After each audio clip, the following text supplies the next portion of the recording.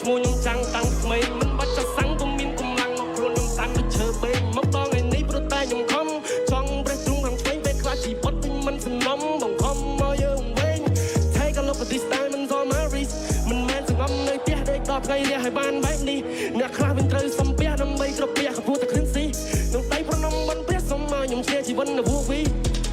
ថាជីវិតគឺជាលបែងបលែងជាមួយព្រេងវាសនាគឺថាពេលខ្លះយើងត្រូវសំដែងធ្វើឲ្យសំបែងក្នុងចិន្តាកណ្ដាលត្រៀនមិនកងងឹតធ្វើឲ្យខ្ញុំរត់ជឿក្បាលព្រោះតែមិនឃើញពន្លឺជីវិតតែខ្ញុំគូកាត់យ៉ាងណាតើមាននរណាម្នាក់ដែលថាមិនដែលជួបឧបសគ្គហេធ្លាប់ជាក្មេងម្នាក់ដែលតែវងវែងដូចភ្លេងលេងខុសចង្វាក់រឿងខ្លះនៅនៅតាមនៅមើលឃើញស្នាមឲ្យគ្រូខ្ញុំចាំដល់ចាស់ជីវិតក្រវែងក្រវ៉ាខ្ញុំ